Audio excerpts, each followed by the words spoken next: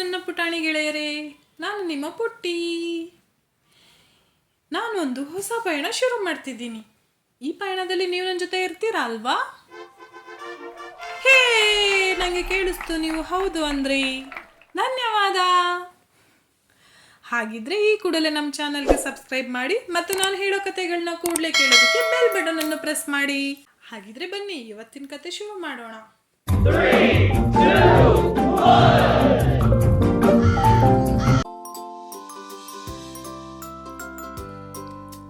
ಒಂದು ದಿನ ಸಂಜೆ ನಾನು ನನ್ನ ಗೆಳೆಯರನ್ನ ಭೇಟಿ ಮಾಡಲು ಮನೆಯಿಂದ ಹೊರಟೆ. ಹೀಗೆ ಹೋಗ್ಬೇಕಿದ್ರೆ ಒಂದು ಪುಟ್ಟ ಕಾಡನ್ನು ದಾಟಿ ಹೋಗ್ಬೇಕಿತ್ತು. ಆ ಕಾಡಿನ ದಾರಿಯಲ್ಲಿ ಹೋಗ್ತಿರುವಾಗ ತಕ್ಷಣ ನನಗೊಂದು ಶಬ್ದ ಕೇಳಿಸ್ತು. ತಿರುಗಿ ನೋಡಿದ್ರೆ ಫ್ರೆಂಡ್ಸ್, ಅಲ್ಲಿ ಒಂದು ಸಿಂಹ. ನನಗೆ ನೋಡಿದ ಕೂಡಲೇ ಗಾಬರಿ ಆಯಿತು. ಆಗ ನನಗೆ ಅನಿಸಿದ್ದು ಕೂಡಲೇ ಓಡ್ಬೇಕಂತ. ಆದ್ರೆ ಏನ್ ಮಾಡೋದು, ಸಿಂಹ ನನಗಿಂತ ಜೋರಾಗಿ ಓಡುತ್ತೆ. ನಾನು ತಕ್ಷಣ ಸಿಕ್ಬೀಳ್ತೀನಿ ಸಿಂಹಗೆ. ತಕ್ಷಣ ನನ್ನ ತಲೆಗೆ ಬಂದಿದ್ದೇನೆಂದ್ರೆ, ಅಮ್ಮ ಒಂದು ಮಾತು ಹೇಳ್ತಿದ್ರು. ಅದೇನಂದ್ರೆ, ಎಲ್ಲಿ ನಮ್ಮ ಶಕ್ತಿ ಬಳಸಿ ಗೆಲ್ಲಕ್ಕಾಗಲ್ಲೋ ಅಲ್ಲಿ ನಮ್ಮ ಬುದ್ಧಿ ಕೆಲಸ ಕೊಡಬೇಕಿತ್ತು, ಬುದ್ಧಿನ ಬಳಸಬೇಕು. ಆಗ ನನಗೆ ನೆನಪಾಗಿದ್ದು ಅಮ್ಮ ಹೇಳಿದ ಒಂದು ವಿಷಯ.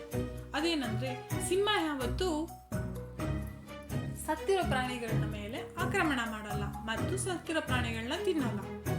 ಅದು ಬೇಟೆ ಆಡಿ ಸಾಯಿಸಿ ನಂತರ ತಿನ್ನುತ್ತದೆ.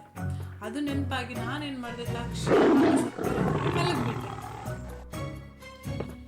ನಂತರ ಸಿಂಹ ನನ್ನ ಬಳಿ ಬಂತು. ನನ್ನ ನೆದಿಟ್ಟಿಸಿ ನೋಡ್ತಾ ಇತ್ತು. ನಾನು ಸ್ವಲ್ಪ ಧೈರ್ಯ ಮಾಡಿ ಹಾಗೆ ಸತ್ತ ಹಾಗೆ ಮಲಗಿದ್ದೆ. ನನ್ನನ್ನು ಅದು ಸತ್ತ ಪ್ರಾಣಿ ಎಂದು ತಿಳಿದು ಸಿಂಹ ಅಲ್ಲಿಂದ ಹೊರಟಾಯಿತು. ಆದರೂ ಸಹ ನಾನು ತಕ್ಷಣ ಎದ್ದೇಳದೆ ಸ್ವಲ್ಪ ಹೊತ್ತು ಹಾಗೆ ಮಲಗಿದ್ದೆ ಮತ್ತು ಸಿಂಹ ಹೋಗುವುದನ್ನು ಖಾತ್ರಿಪಡಿಸಿಕೊಳ್ತಿದ್ದೆ. ಒಂದು ಸಲ ನಾನು ಸಿಂಹ ಹೋಗಿದ್ದನ್ನು ಖಾತ್ರಿ ಮಾಡಿಕೊಂಡು ಎದ್ದ ತಕ್ಷಣ ಓಡಿಬಿಟ್ಟೆ.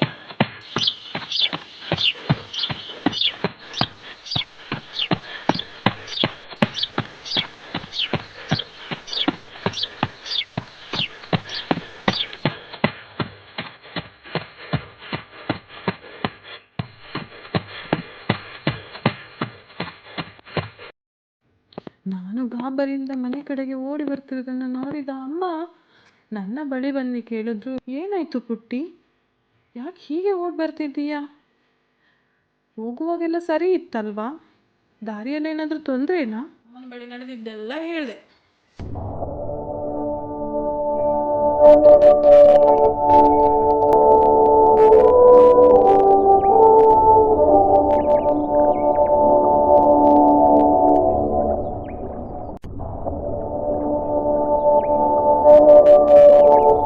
ಅಮ್ಮ ನನ್ನನ್ನು ಸಮಾಧಾನ ಮಾಡಿದ್ರು.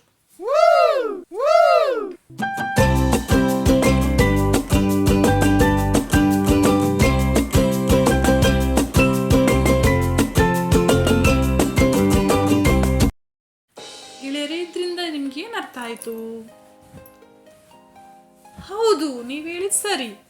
ಎಂತಹ ಸಂದರ್ಭದಲ್ಲೂ ಉಪಾಯ ಬಲ್ಲವನಿಗೆ ಅಪಾಯವಿರುವುದಿಲ್ಲ. ಹಾಗಿದ್ರೆ ನಾನು ಮುಂದಿನ ಕತೆ ಜೊತೆ ನಿಮ್ಮನ್ನು ಬೇಗ ಭೇಟಿ ಮಾಡ್ತೀನಿ.